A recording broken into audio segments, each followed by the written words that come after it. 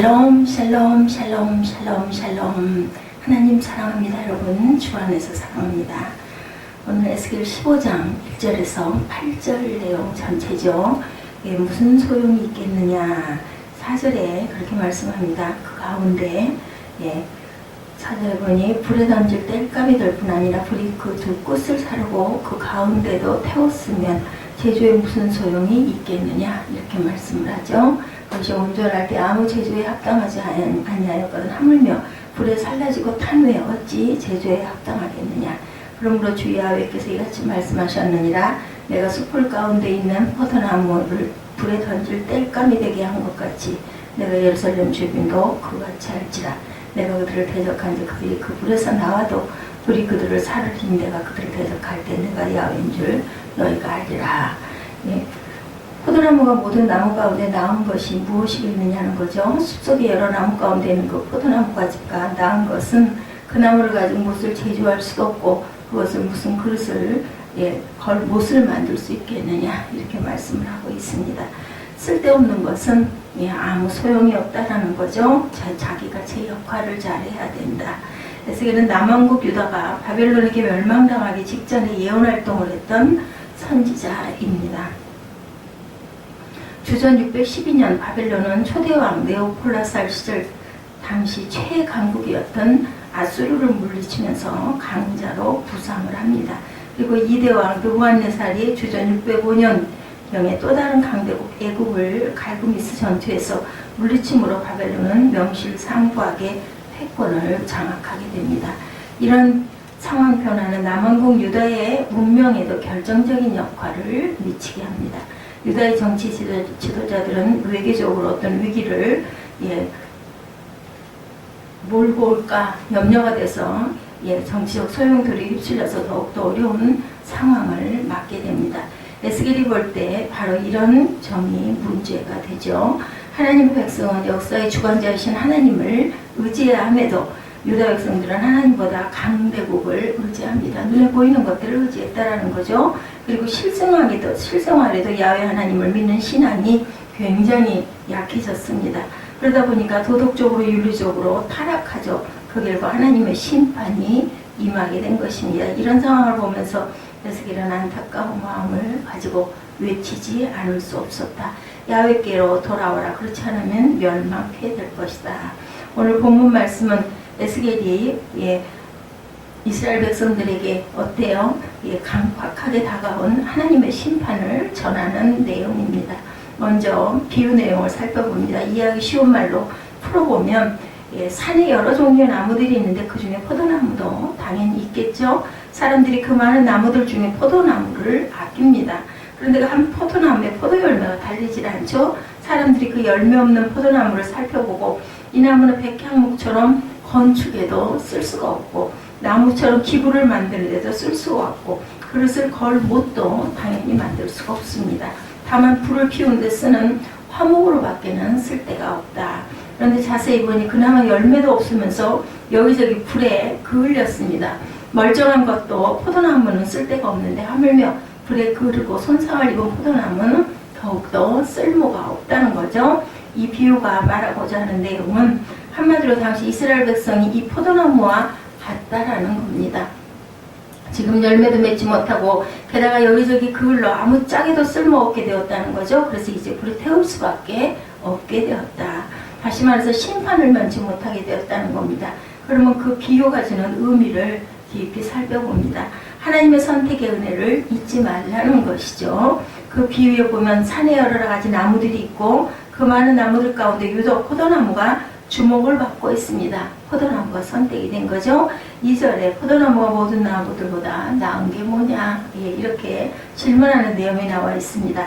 산림 중 여러 나무 가운데 있는 그 포도나무 가지가 나은 것이 무엇이겠느냐라는 겁니다. 다른 모든 나무가 가운데 포도나무가 선택된 이유는 이 답의 핵심은 사람이 다른 나무와 달리 포도나무가 선택되었는데 그 비유가 설명하고자 하는 내용은 바로 이스라엘 백성들이 다른 모든 민족과 나라들과 달리 구별되는 것은 하나님께서 선택하셨기 때문이다.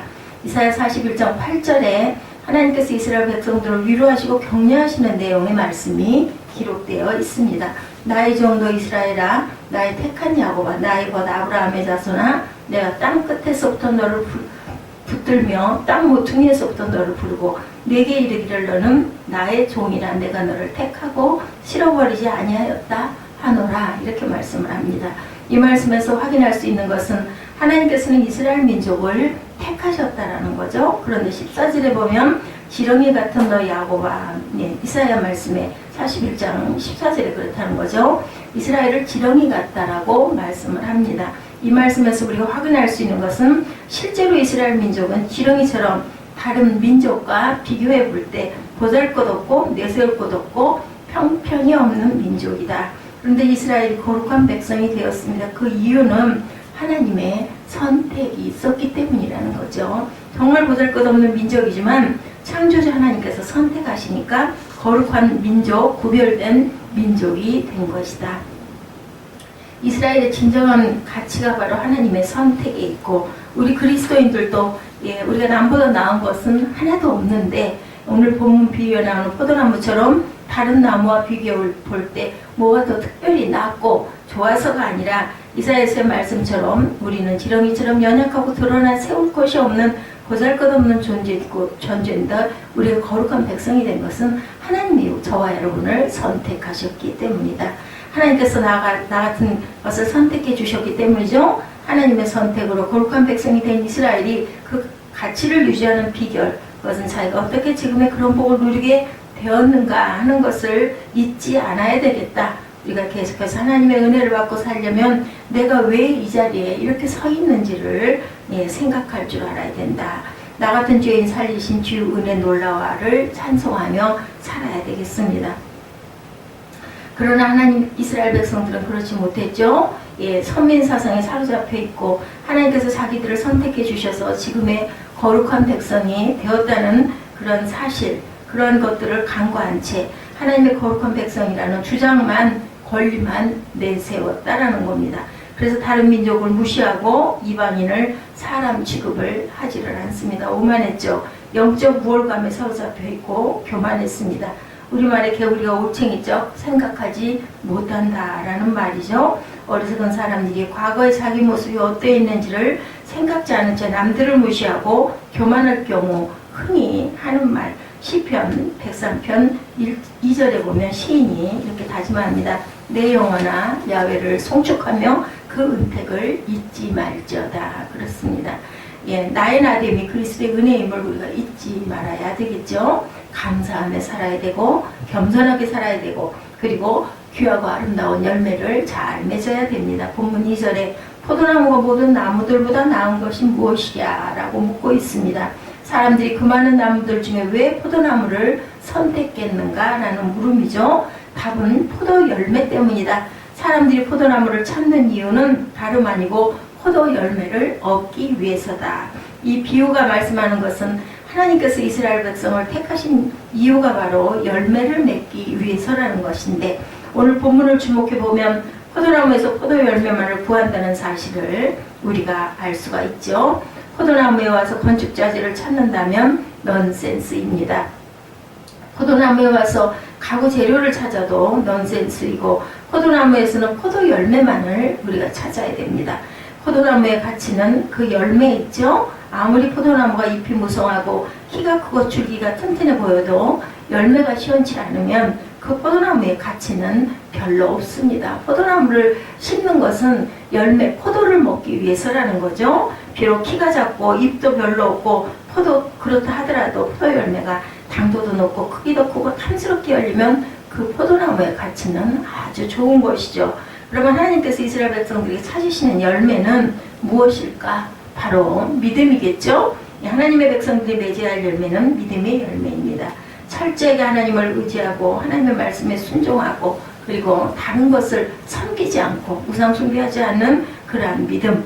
아무리 세상에서 성공하고 이름을 날리고 돈이 많고 큰 역사를 일으킨다 해도 그에게 하나님만 의지하고 하나님의 말씀에 순종하고 사는 일에 문제가 있다면 하나님께서는 그 사람을 높이 평가하지 않으신다라는 거죠. 반면에 이 세상에서 성공도 못하고 이름도 날리지 못하고 돈도 없고 변변한 업적을 이루지 못했다 하더라도 믿음만 있다면 하나님께서는 정말 귀하게 여기신다라는 겁니다. 한 영혼이 천 하보다 낫다라고 말씀을 하시죠. 오늘 본문 2절에 삼림 중에 여러 나무 가운데 그 포도나무 가지가 나은 것이 무엇이냐라고 묻습니다. 우리가 아는 대로 포도나무는 어디에 있어야 돼? 포도밭에 있어야 합니다.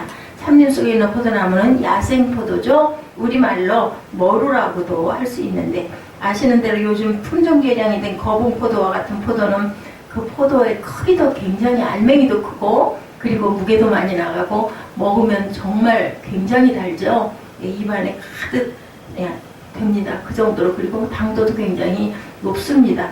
한 송이를 다 먹지 못할 정도로 크기도 하고, 한 송이, 큰 포도 한 송이 먹고 나면 배가 부릅니다. 산에서 나는 머루는 크기가 얼마나 작은지 하나를 먹어보면 씨 빼고 껍질 뱉어내고 나면 남는 것도 별로 없고 맛도 떨떠름하죠. 포도, 그 산머루 이런 것들 뿐만 아니라 머루는 정말 쉽니다. 그래서 많이 먹기가 어렵습니다. 에스겔이 바라본 이스라엘 백성들은 그 열매가 저 머루처럼이나 형편이 없었다. 세상적으로 성공하고 지적으로도 많은 발전이 있고 여러 가지 면에서 과거와 다른 큰 변화가 있었지만 정작 하나님께서 찾으시는 열매는 과거에 비교할 수 없을 정도로 형편이 없어졌다. 다시 말하면 포도나무 크기가 옛날보다 훨씬 커지고 줄기도 훨씬 굵어졌습니다. 잎도 크고 화려하고 훌륭합니다. 그러나 열매는 포도가 아니라 산머루 정도로 작아지고 볼품이 없어졌습니다. 포도를 품종 개량할 때 주 목적은 바로 포도 열매이죠. 그런데 열매는 생각하지 않고 나무 자체만을 위해 품종을 개량한다면 어처구니가 없는 일인데, 이스라엘이 바로 이런 꼴이었다. 지금의 우리는 어떨까? 하나님께서 찾으시는 믿음의 열매가 과연 저 여러분에게는 풍성하게 맺혔는지를 생각해 봅니다. 엉뚱한 것들만 풍성하고 정작 믿음의 열매는 빈약하지는 않은지, 우리는 하나님께서 찾으시는 열매를 준비해야 되겠죠? 그럼 왜 이렇게 됐을까? 목표가 잘못됐기 때문이다. 학생은 공부하는 일에 목표를 세우고 몰두해야 합니다. 학생의 공부는 뒷전에 미루고 다른 일에 몰두한다면, 오락하는 일, 그저 쓸데없는 것들에 몰두한다면 그 학생은 칭찬받는 학생이 될 수가 없습니다. 운동선수는 운동하는 일에 목표를 세우고 열중해야 됩니다. 운동선수가 운동은 뒷전에 미루고 돈 버는 일이나 즐기는 일에 자기에게 시간을 투자한다면 운동선수로서 생명을 잃어버리죠. 하나님의 백성은 하나님을 의지하고 하나님께 기뻐하시는 일에 목표를 두고 힘을 쏟아야 합니다. 하나님의 백성이 믿음을 뒷전으로 미리고 돈 버는 일, 명예 얻는 일, 출세하는 일에 몰두한다면 그 사람은 하나님께 칭찬을 받을 수가 없다.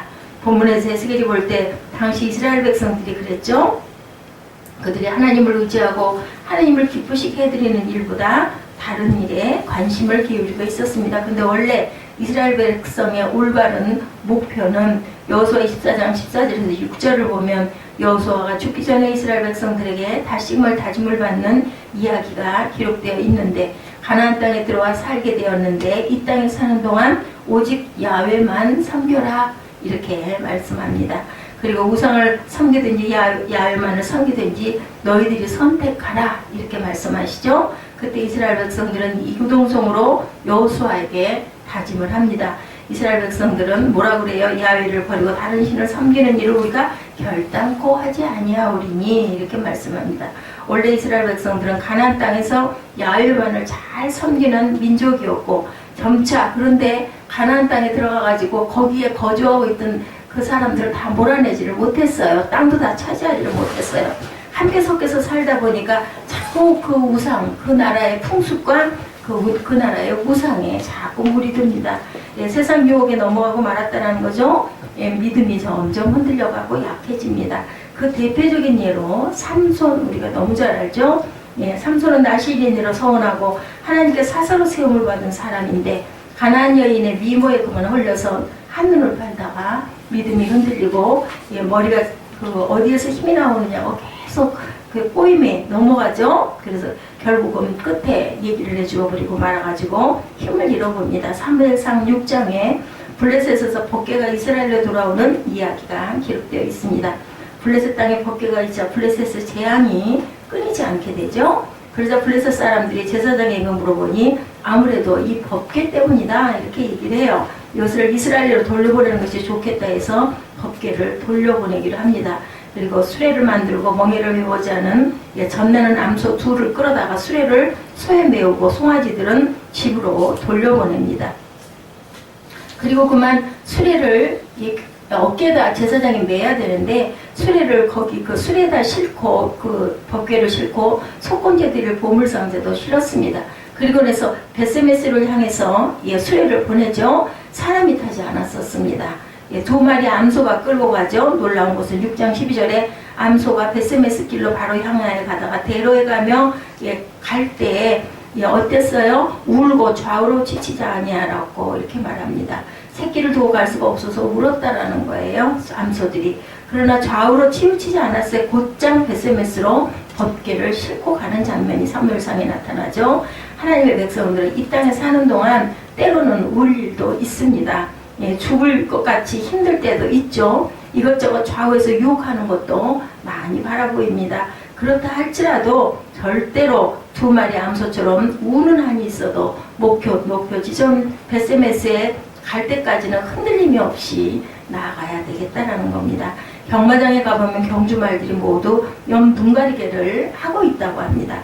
오직 앞만 볼 수 있게 옆을 바라보지 않도록 옆눈가리개를 한다고 그래요. 한눈 팔아서 옆을 보았다가는 질주하던 코스에서 벗어나고 다른 상대방 그 말들에 비해서 뒤떨어질 수가 있고 사고로 넘어질 수도 있기 때문이라고 그러죠. 우리가 믿음의 경주를 이렇게 해야 된다. 목표를 바라보고 온전하게 질주할 줄 알아야 된다. 그래야 포도 열매가 탐스럽게 맺힌다. 무슨 포도? 믿음의 포도입니다. 야생 포도처럼 머루처럼 보잘것없는 열매가 달리지 않게 된다는 거죠. 그런 자들에게는 심판이 있다. 오늘 에스겔 15장 1절에서 8절까지인데 4절에 보면 무슨 소용이 있겠느냐 이렇게 말씀합니다. 아무짝에도 쓸모가 없다는 거예요. 에스겔이 이스라엘을 바라보는 하나님의 모습을 보고 또 하나님의 말씀을 들어보니 이스라엘은 열매도 없고 그렇다고 해서 특별히 뾰족히 쓸모가 있는 것도 아니다. 그 포도나무는 그래서 결국 불에 넣어 태울 수밖에 없게 되었다라는 거죠. 지금 주님께서 우리를 보실 때 무엇이라고 말씀하실까? 무슨 소용이 있겠느냐? 이렇게 말씀하시지는 않을까? 아니면 그 열매의 풍성함을 보시고 기뻐하실까? 오래전에 읽었던 영시 J.F. 알펠트라는 분이 쓴 시가 있습니다. 그 내용의 일부가 어느 누구도 포도나무에 이렇게 물어볼 필요가 없다. 너는 포도나무인가?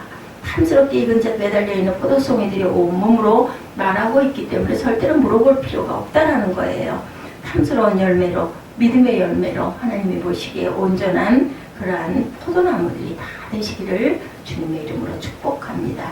오늘 에스겔 15장 1절에서 8절 무슨 소용이 있겠느냐라는 제목으로 우리 함께 은혜를 나눴는데 우리 함께 합독하시고 기도하는 시간 갖도록 합니다.